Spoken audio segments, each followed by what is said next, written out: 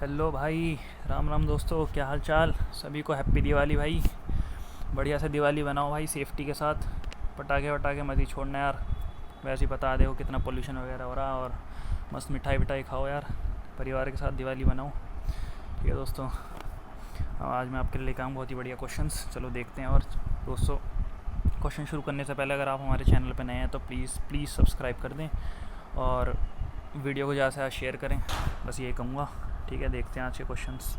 क्या कह रहा, एक ट्रायंगल है। ट्रायंगल ले लेता हूँ मैं एक सुंदर सा आपके लिए। ये लो, लिया ट्रायंगल। ठीक है, कह रहा है in a triangle A B सी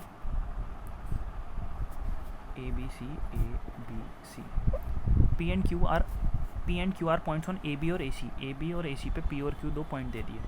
ठीक है, सच दैट ए पी तो 4 है, पी भी 6 दे दिया और पी भी 6 दे दिया, ए क्यू 5 दे दिया। ठीक है, और क्यू सी दे दिया 7.5। ठीक है, और कह रहा है पी क्यू दे दिया हमें 6 सेंटीमीटर। ठीक है, हमें मतलब लगभग सारी लेंथ दे दी और हमसे बी सी निकलवा रहा हमसे। तो देखिए दोस्तों, अगर हम देखें कि ए पी से पी बी का रेशो यानी 4:6 कितना आ रहा, 2:3 आप कहेंगे आ रहा।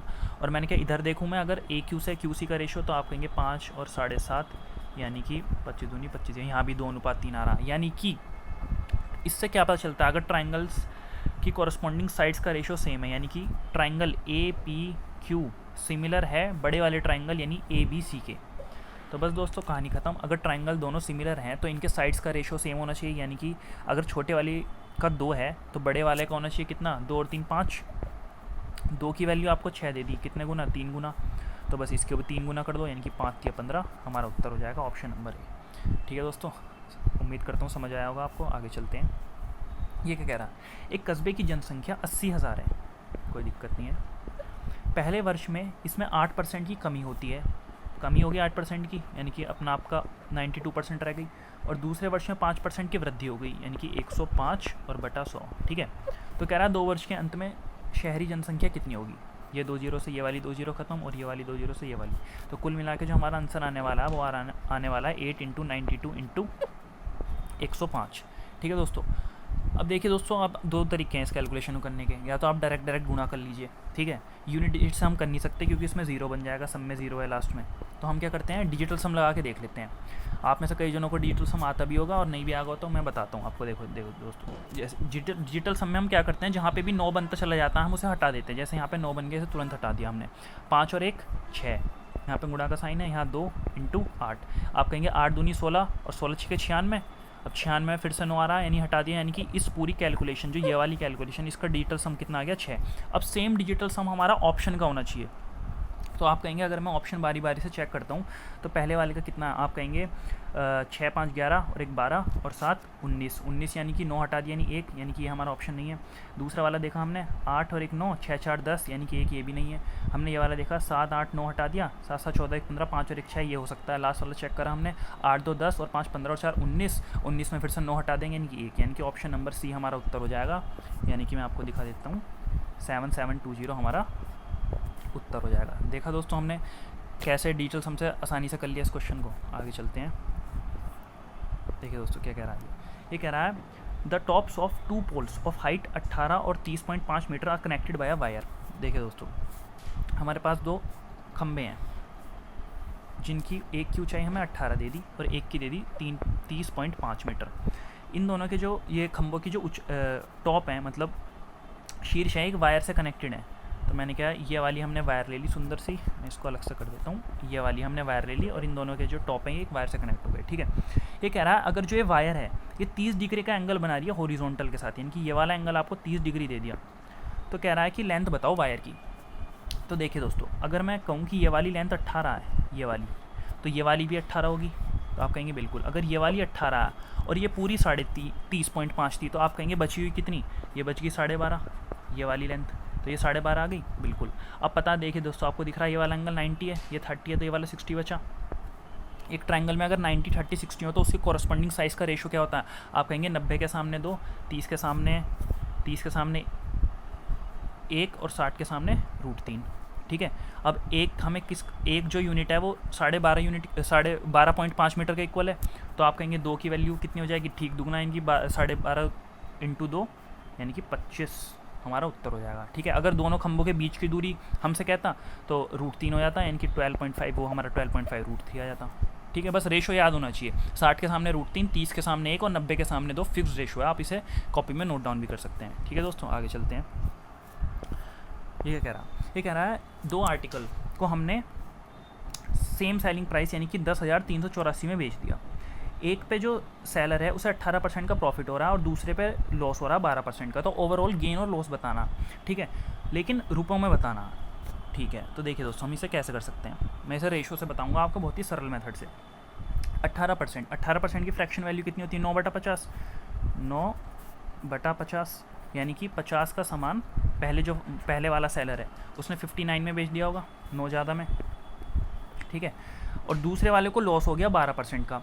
12% की फ्रैक्शन वैल्यू आप कहेंगे 3/25 यानी कि 25 का सामान 3 कम यानी कि 22 में बेच दिया होगा, आप कहेंगे बिल्कुल। ठीक है, अब पर क्वेश्चन के अकॉर्डिंग तो सेलिंग प्राइस सेम होना चाहिए। अगर सेलिंग प्राइस सेम होना चाहिए तो मैं सेलिंग प्राइस इक्वल बना लेता हूँ। कैसे, यहाँ पे मैं कर देता हूँ 22 की गुणा, ये CP था और ये SP। ठीक है, ये हम ऊपर मैं कर देता हूँ 22 की गुणा और यहाँ कर देता हूँ 59 की गुणा। तो जैसे ही ये प्रोडक्ट सेम बन गया, आप कहेंगे बिल्कुल बन गया। ठीक है, और इसकी ही वैल्यू हमें यानी कि 59 × 22 की ही वैल्यू दे दी हमें 10384। ठीक है, और हमसे कह रहा है कि टोटल गेन और लॉस बताओ। देखो, पहले केस में हमें 9 का प्रॉफिट हुआ 22 यूनिट पे, तो आप कहेंगे 9 × 22 का प्रॉफिट। ठीक है, दूसरे वाले में 3 का लॉस हुआ 59 पे, यानी -3 × 59। अब देखिए दोस्तों, पहले वाली कंडीशन से कितना आ जाएगा, 9 दूनी 18 और 9 दूनी 18 1 19, 198 माइनस 9 × 27 यानी कि 2 और 5 × 15 16 17, यानी कि हमारा प्रॉफिट होने वाला इतना तो पक्का हमारा 198 माइनस 177, यानी कि लॉस तो नहीं होने वाला, यानी कि ऑप्शन ये वाला भी गया और ये वाला भी। अब हम क्या करेंगे, यूनिट डिजिट से मैच कराएंगे। मतलब जब लॉस मतलब प्रॉफिट ही होने वाला है, हाँ, तो हम क्या करेंगे, देखिए, या तो देख लो दोस्तों, आप इसे काट सकते हैं।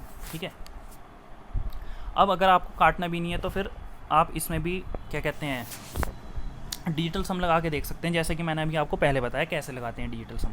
ठीक है, तो अगर आप इस कैलकुलेशन को करेंगे तो आप मल्टीपल भी चेक कर सकते हैं। जैसे 8 में से 7 गया 1 और 19 में 17 गए 2, यानी 21 का मल्टीपल 178 तो है नहीं, क्योंकि 8 गुना भी करेंगे तो 168 ही आएगा।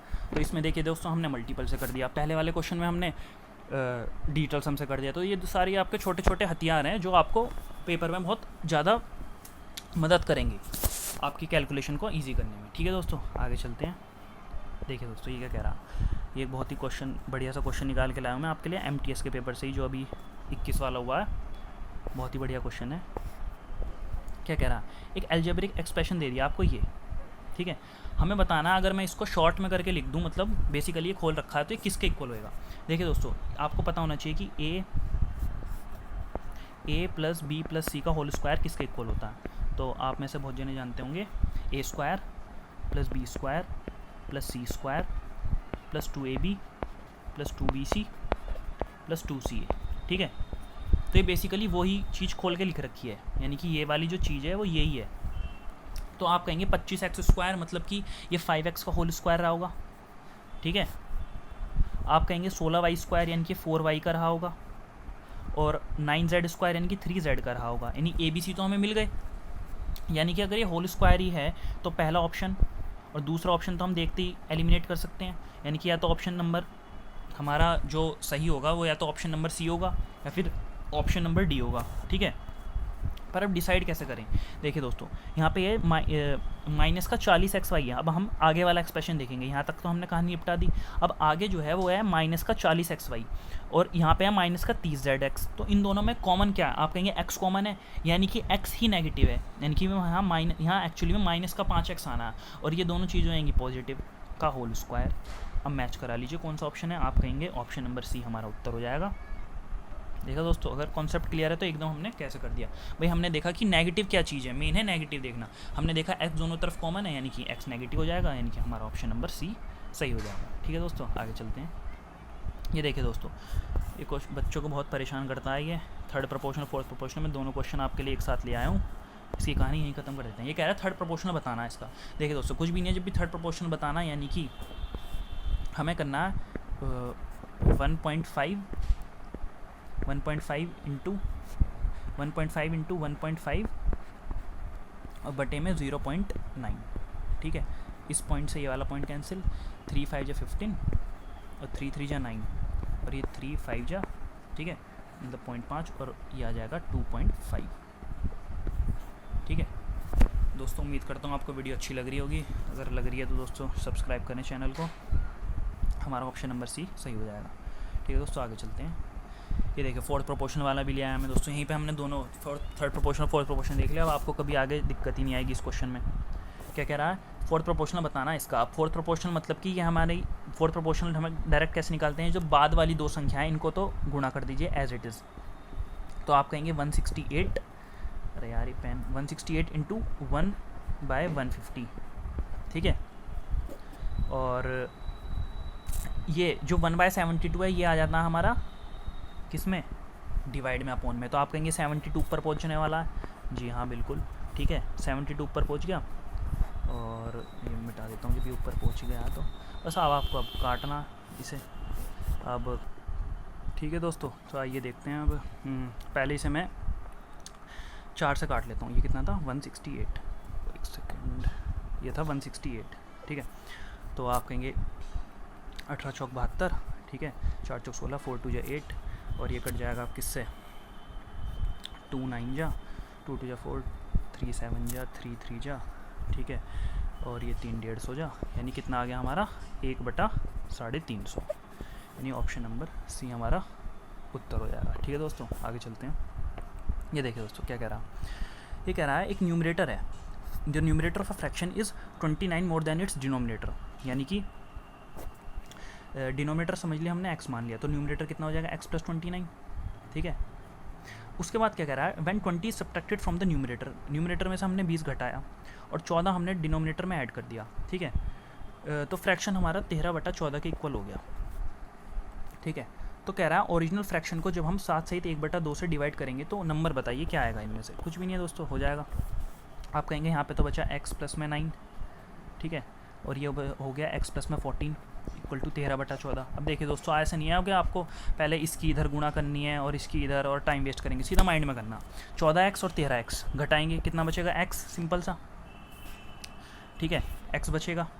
और 14 × 9 में से 14 × 13 घटाने, 14 अगर मैं कॉमन ले लूँ तो आप कहेंगे 14 × 4, क्योंकि 13 में से 9 गए तो 4, और 14 × 4 यानी कि 14 चौक 56, x की वैल्यू 56 आ गई। माइंड में करना। देखिए दोस्तों अगर आपको औरों से लीड लेनी है तो थोड़ा सा आपको माइंड में कैलकुलेशन करनी पड़ेगी।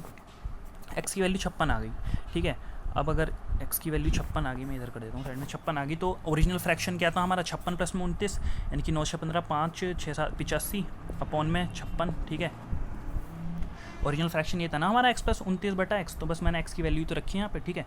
को हमने 15/2 से डिवाइड करना, यानी कि 2/15 हो जाएगा गुणा। तो आप कहेंगे 5 3 जा और ये 17 हो जाएगा और 2 28 जा, यानी कि 17/84 हमारा सही उत्तर हो जाएगा, ठीक है। चलिए आगे चलते हैं। क्या कह रहा है ये देखिए दोस्तों, ये कह रहा है a sum of ₹759 deposited at compound interest double itself after 7 साल। हर 7 साल में दुगना हो जाता है, यानी कि अगर मैंने 1 रुपया लगाया था तो वो दुगना हो गया 7 साल के बाद। तो कह रहा है 28 साल बाद क्या रहा होगा। मैंने कहा 28 साल बाद इसकी क्या दशा रही होगी। तो आप कहेंगे कि 7 का 28 4 गुना है, तो जो हमारा अमाउंट बन के चल रहा होगा वो मतलब अगर जो टाइम है हमारा × 4 हो रहा है तो अमाउंट हमारा पावर 4 में जाएगा, यानी कि 2 की पावर 4 हो जाएगा, यानी कि 16 गुना हो जाएगा हमारा अमाउंट, ठीक है।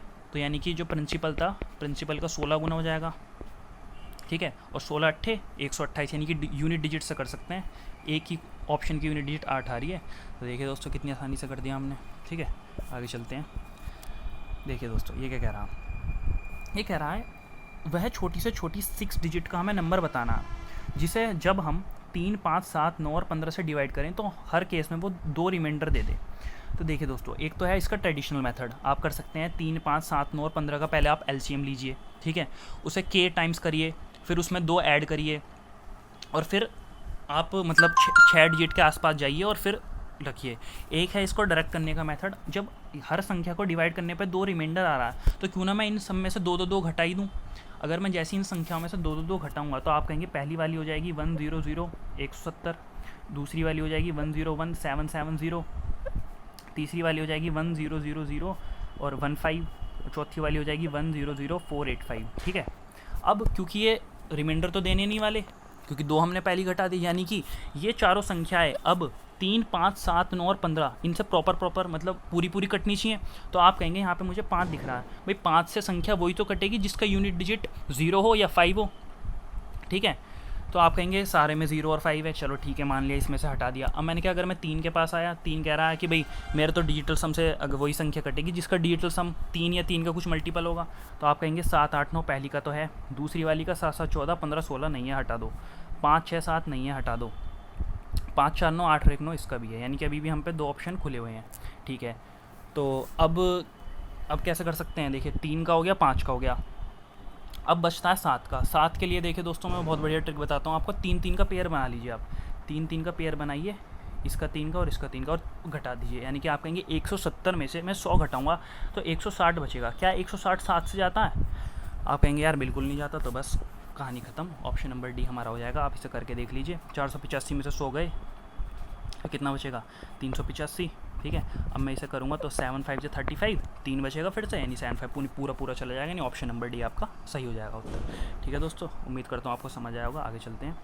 ये देखिए दोस्तों, ये लास्ट क्वेश्चन है इस वीडियो का। जस्ट मैं इसको आपको होमवर्क में देता, पर आप में से कोई कमेंट ही नहीं करता, तो भाई मेरी जिम्मेदारी बनती है आपको कराना। ये दोस्तों क्या कह रहा है, ये a + b का होल क्यूब दिख रहा है हमें, और ये a - b का होल क्यूब दिख रहा है। तो देखिए दोस्तों मैं आपको डायरेक्ट आइडेंटिटी बता देता हूँ। a + b का whole cube plus a - b का होल क्यूब हमारा होता है 2a³ + 6ab²। इसे आप अपनी कॉपी में नोट डाउन कर सकते हैं, बहुत ही इंपॉर्टेंट आइडेंटिटी है अलजेब्रा की। a + b का whole cube plus a - b का होल क्यूब कितना होता है? 2a³ + 6ab²। ठीक है, अब हमने देखा कि यहाँ पे a तो है 4x और b क्या है? आप कहेंगे 2y। ठीक है, अब रख देते हैं इस वाली, हम डायरेक्ट जो रिजल्ट निकल कर आया हम पे 2a³ + 6ab², इसमें डायरेक्ट रख देते हैं। तो आप कहेंगे ये आ जाएगा हमारा, आप रख के देखिएगा 128x³ + 96xy²। ठीक है, अब क्योंकि इन्होंने 16 बाहर ले रखा है तो आप भी 16 बाहर ले लीजिए। जैसे ही आप 16 बाहर लेंगे तो ये ब्रैकेट में आ जाएगा 8x³ + 6xy²। ठीक है, अब a यहाँ पे कितना आ जाएगा? आप कहेंगे a तो आ गया 8, अरे यार a तो आ गया 8, और b कितना आ गया? आप कहेंगे b आ गया 6। ठीक है, अब हमें किस चीज़ की वैल्यू निकालनी है? आप कहेंगे हमें तो भाई ये निकालना था, हाफ ऑफ √a² + b²। ठीक है, तो यानी कि हाफ तो है ही एज इट इज़, √ ये आ गया हमारा 8 का स्क्वायर प्लस 6 का स्क्वायर। अब देखिए दोस्तों, अगर आपको ट्रिपलेट याद हो तो 8 का स्क्वायर प्लस 6 का स्क्वायर = 10 का स्क्वायर होता है 3, 4, 5 से। ठीक है, तो वो = 10 आ जाएगा, और रूट से कैंसिल, यानी कि हाफ ऑफ 10 कितना आ गया आपका उत्तर? 5, यानी कि ऑप्शन नंबर डी। ठीक है दोस्तों, करके भी देख सकते हैं आप, ये 100 आ जाएगा, 100 में से √10 बाहर ही आना है, और ट्रिपलेट भी वैसे आपको बेसिक वाले याद ही होनी चाहिए। दोस्तों अगर आपको ये वीडियो अच्छी लगी हो, जो मैं क्वेश्चंस आपके लिए मेहनत करके अलग अलग सोर्सेज से कलेक्ट करके लाता हूँ कि ये question as it is paper में रिपीट हो सकते हैं या फिर ये वाला पैटर्न इंपॉर्टेंट है, तो दोस्तों प्लीज़ चैनल को सब्सक्राइब करें और कमेंट सेक्शन में ज़रूर बताएं आपको वीडियो कैसी लगी। ठीक है दोस्तों, और अगेन हैप्पी दिवाली दोस्तों। बस आज के लिए इतना ही भाई। ठीक है, जय हिंद।